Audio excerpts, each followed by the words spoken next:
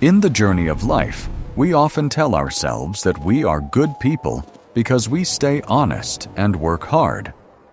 We believe our values are strong, like a house built on solid rock.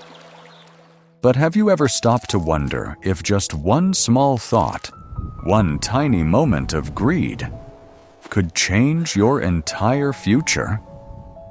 It is a scary thought, isn't it? Today, I want to share a story that you should listen to very carefully. It is a story about how powerful our thoughts can be, and how easily even an honest person can lose everything. Every moment in this story teaches us that if we do not guard our minds, we might make a choice that closes the door to success forever.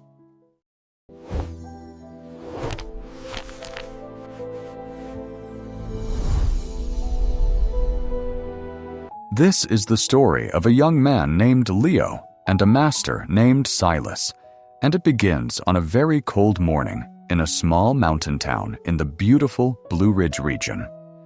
Leo was 26 years old, a young man with big dreams and very talented hands. He was a carpenter, and people in the town knew that whatever Leo built was strong and beautiful. But Leo was struggling. Just a week ago, he was fired from the local wood shop because he refused to lie. His boss had told him to use cheap, rotting wood for a large order and cover the cracks with thick paint to fool the customers. Leo looked his boss in the eye and said, "I won't build a house on a lie. My name is worth more than a paycheck." But the world can be a very tough place for an honest man. Now, Leo was sitting in his tiny, freezing apartment. The fireplace was cold because he had no money for wood. His stomach was growling with hunger, and his dinner was just a single, dry piece of bread. He felt frustrated and alone. He began to wonder if his honesty was a burden. Just up the mountain lived a man named Silas, a legendary master who created the most famous jewelry in the country. They said Silas was a man of great wisdom and even greater wealth. Leo decided that he would hike up the mountain to ask Silas to take him as an apprentice. He believed that a master like Silas, who worked with precious things, would surely value a man who refused to cut corners.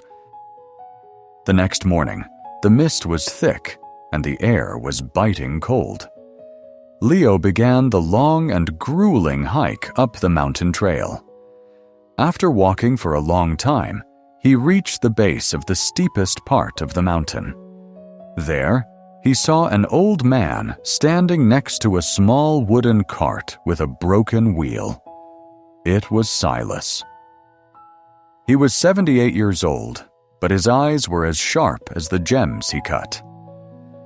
"You look like a strong young man with a steady heart," Silas said, his voice deep and calm. "I am trying to get these 3 bags to my cabin at the summit, but my old legs are failing me. It is a very far walk, and the path is quite steep. If you help me carry the first bag, I will pay you 5 gold coins the moment we arrive at my door." 5 gold coins was a huge amount of money for Leo. It was enough to pay his rent and fill his fridge for weeks. Leo stepped forward and lifted the first bag. It was made of heavy canvas and felt as heavy as a large log of oak wood. Silas told him the bag was full of bronze tools for his workshop. Leo slung the bag over his shoulder and began to walk. The weight was heavy, but Leo felt proud. He was earning his money honestly, and he was walking with a master. As they climbed higher, the trail became even more difficult. The sun was high in the sky, but the mountain wind was still chilly. After hours of walking, Leo's legs were shaking from the effort. They stopped near a dangerous ledge to catch their breath. Silas looked at the second bag in the cart and sighed. "I cannot carry this one anymore, Leo," he said. "This bag contains silver components, very delicate and very valuable. If you carry this one too, I will add 10 more gold coins to your reward.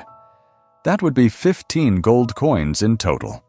It is enough for a man to live comfortably for many months." Leo hesitated for a moment. His muscles were screaming in pain, but 15 gold coins would change his life. He picked up the second bag and slung it over his other shoulder. Now he was carrying a staggering weight. As they crossed a narrow stone bridge over a very deep and dark ravine, Silas stopped and looked at Leo. "You know, Leo," Silas said quietly, "we are all alone up here. If you were to push an old man like me into that ravine, you could take the silver and the bronze and run away. No one would ever know. Does that thought cross your mind?" Leo felt a sting of anger. "Sir," he replied, "I have been hungry for days, but I have never been a thief. I am here to help you because I want to learn from you, not to rob you. My father taught me that a name is the only thing you take to your grave." Silas nodded slowly, but he didn't say a word. He just kept walking. The final part of the mountain was the hardest of all. The incline was so steep that Leo had to use all his strength just to stay upright. The sun was starting to set, and the sky was turning a dark, beautiful orange. Silas sat down on a flat rock and looked completely exhausted. He reached into the cart and pulled out the third bag. It was the smallest of the three, but when Leo took it, he was surprised. It was incredibly heavy for its size. "This bag holds uncut gemstones," Silas whispered, his breath coming in short gasps. "It is the most valuable thing I own. I cannot go any further tonight, Leo. My heart is tired. I need you to take all 3 bags and go to my cabin. It is just around that last bend in the path. The door is not locked. Please, go and wait for me there. If you do this, I will pay you 20 more gold coins for this last bag, making it 35 in total." Leo was stunned. 35 gold coins. He hugged the small, heavy bag of gems to his chest, balanced the other 2 on his shoulders, and started the final climb. Silas stayed behind, sitting quietly in the shadows of the tall pine trees. Leo reached a flat clearing where the path split into 2 directions. To his left, the trail led up to a warm wooden cabin where he could see smoke rising from the chimney. To his right, there was a hidden fire road, a shortcut that led straight down the back side of the mountain toward a different town far away. Leo stopped. His lungs were burning, and his shoulders felt like they were on fire from the heavy weight. He looked down at the small bag in his arms. Uncut gemstones. He thought about the silver and the bronze on his shoulders. A dark, greedy thought began to grow in his mind like a weed. 35 gold coins is a lot of money, he thought. But this bag of gems is worth 1,000 times that. If I take the fire road, I can be in the next city by morning. I could sell these gems and live like a king for the rest of my life. Silas is an old man. He has no family. Why does he need this wealth? I am young, and the world has been so unfair to me. Maybe this is my chance to finally get what I deserve. The thought became stronger. It became a plan. He looked at the cabin, which represented more years of hard work as an apprentice. Then he looked at the dark forest of the shortcut, which represented instant wealth. In that moment, Leo's honesty, which he had guarded for 26 years, snapped like a dry twig. He turned away and ran. He ran down the mountain, the heavy bags banging against his body, his heart thumping with fear and excitement. By the middle of the night, Leo reached a small inn in a town where no one knew his face. He locked himself in a dark room and pulled the curtains shut. His hands were shaking as he took out a knife to cut the leather ropes on the third bag, the bag of gemstones. He dumped the contents onto the bed, expecting to see sparkling diamonds and emeralds. Instead, he saw only black, heavy volcanic stones. Leo froze. He quickly ripped open the second bag of silver. Out tumbled common river pebbles, painted a metallic gray. He tore into the first bag of bronze. It was full of nothing but jagged gravel. Underneath the pile of heavy rocks in the smallest bag, Leo found a small piece of folded paper. He opened it with trembling fingers. The letter from Silas read, "To the man who thought he was alone on the mountain, I did not need a worker to carry my tools. I am a master of gems, but I was looking for a master of character.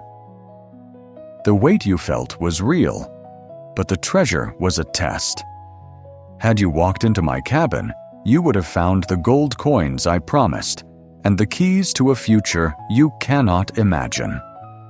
You had the strength to carry the stones, but your heart was too weak to carry the truth. The stones are yours to keep. They are the only reward a thief deserves."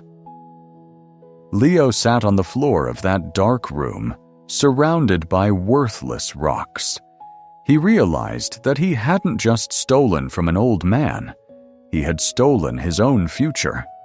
He had been an honest man for a lifetime, but he let one single greedy thought take root in his mind, and it destroyed everything. This is the lesson we must all remember. Our thoughts are the seeds of our destiny. Every action starts with a single thought. If we do not protect our minds from the seeds of greed and lies, they will grow and choke out our happiness. Integrity is not something you do once. It is a choice you make every single minute, especially when life is hard and the weight is heavy. Don't trade your honor for a bag of stones. If you found this story helpful and want to see more inspiring stories about life and character, please like this video and share it with someone who might need it. Don't forget to subscribe to our channel and join our community so you never miss another lesson. Until next time, keep your thoughts positive, stay honest, and keep moving forward.